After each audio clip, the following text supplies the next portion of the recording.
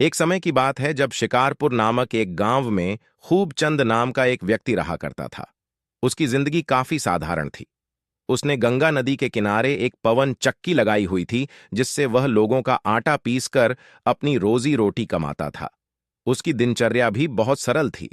वह सुबह आटा पीसता, दोपहर को घर आकर रोटी खाता और फिर शाम की रोटी बचाकर रात का भोजन करता। एक दिन दोपहर को जब वह काम से घर लौटा तो उसने देखा कि उसकी रोटी गायब थी। पहले तो उसे लगा कि शायद उसने ही रोटी को कहीं और रख दिया होगा, लेकिन जब खोजने पर भी रोटी नहीं मिली तो उसे यकीन हो गया कि कोई चोर उसकी रोटी ले गया है। उसने फिर से चूल्हा जलाया और रोटी बनाई ताकि वह दोपहर का खाना खा सके। इसके बाद उसने 2 रोटियां शाम के लिए टोकरी में रख दी। शाम को जब वह घर लौटा तो उसने देखा कि उसकी रोटियां फिर से गायब थीं। अब वह काफी गुस्से में आ गया और सोचने लगा कि इस चोर को पकड़ना ही होगा। उसने घर के बाहर एक फंदा लगा दिया ताकि चोर अगली बार पकड़ा जा सके। अगले दिन सुबह जब वह उठा तो देखा कि उसके फंदे में एक भूखी लोमड़ी फंसी हुई थी। लोमड़ी ने बहुत ही विनम्रता से कहा, भैया मैं बहुत भूखी थी, इसीलिए आपकी रोटी ले गई, मुझे माफ कर दो। मैं आपकी मेहरबानी का कर्ज जरूर चुकाऊंगी। खूबचंद को लोमड़ी पर दया आ गई और उसने उसे फंदे से आजाद कर दिया। आजादी मिलते ही लोमड़ी सीधी राजा की टकसाल की ओर चल पड़ी। वहां उसने एक सोने की मोहर चुरा ली और सीधे राज दरबार पहुंच गई। वहां उसने राजा को झुककर प्रणाम किया और बोली, महाराज, मेरे मालिक खूबचंद को अपनी मोहरों का ढेर गिनना है। कृपया अपनी तराजू हमें उधार दे दीजिए। राजा ने चौंक कर पूछा, यह खूबचंद कौन है? लोमड़ी ने चतुराई से कहा, महाराज, ये जानने का सही समय आएगा, आप बस हमें अपनी तराजू दे दीजिए। राजा को लोमड़ी की बातों में कुछ रहस्यमयी झलक दिखाई दी, लेकिन उसने तराजू दे दी। अगले दिन जब लोमड़ी तराजू वापस करने गई तो उसने चुराई हुई सोने की मोहर को तराजू पर चिपका दिया। राजा ने जब तराजू पर मोहर देखी तो वह और भी ज्यादा हैरान हो गया। उसे लगा कि सच में खूबचंद बहुत अमीर व्यक्ति होगा। कुछ दिन बाद लोमड़ी फिर से राज दरबार पहुंची और राजा से बोली, महाराज, मेरे मालिक को आज हीरे मोती तौलने हैं, कृपया फिर से अपनी तराजू दे दीजिए। राजा को अब पूरी तरह से यकीन हो चुका था। उसने बिना किसी सवाल के तराजू फिर से दे दी।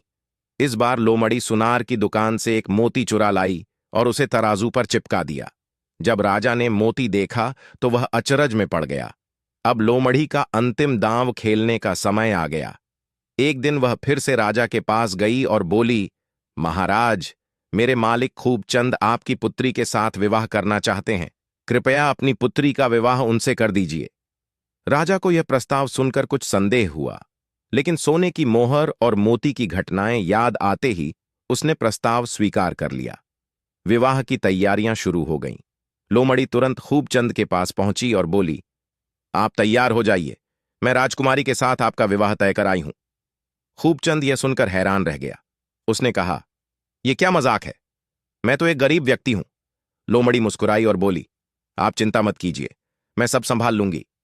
विवाह के दिन लोमड़ी राजदरबार गई और राजा से कहा, महाराज, बारात रास्ते में डाकुओं ने लूट ली और सब कुछ छीन लिया, लेकिन मेरे मालिक किसी तरह बच निकले हैं। कृपया हमें शादी के लिए वस्त्र आभूषण और सवारी उपलब्ध कराएं। राजा ने तुरंत व्यवस्था कर दी और खूबचंद को राजमहल बुला लिया। शादी बहुत धूमधाम से हुई। खूबचंद और राजकुमारी का विवाह संपन्न हो गया। विवाह के बाद जब विदाई का समय आया तो लोमड़ी ने कहा कि वह पहले आगे जाकर सब इंतजाम देखेगी और फिर डोली को बुला लेगी। रास्ते में जब उसने देखा कि खेतों में किसान काम कर रहे हैं तो उनसे पूछा, यह खेत किसके हैं? किसान ने कहा, यह शाहजी के हैं। लोमड़ी ने उन्हें चेतावनी देते हुए कहा, ऐसा मत कहो, पीछे से राजा की सेना आ रही है। अगर तुमने शाहजी का नाम लिया तो तुम भी फंस जाओगे। कह देना कि यह खेत खूबचंद के हैं। आगे जाने पर उसने चरवाहों से भी यही सवाल पूछा और उन्हें भी वही चेतावनी दी। अब लोमड़ी शाहजी के महल पहुंच गई और शाहजी से कहा कि राजा की सेना तुम्हें पकड़ने आ रही है। शाहजी घबरा गए और अपने परिवार सहित महल छोड़कर भाग गए। इस प्रकार जब राजा की बारात महल पहुंची तो सबको यकीन हो गया कि यह सब खूबचंद का है और उसे वहां का शासक घोषित कर दिया गया। इस तरह लोमड़ी की चतुराई से खूबचंद एक साधारण पंचक्की मालिक से एक शक्तिशाली राजा बन गया। उसने अपनी पत्नी राजकुमारी के साथ सुखपूर्वक जीवन व्यतीत किया और लोमड़ी को हमेशा आदर और सम्मान दिया।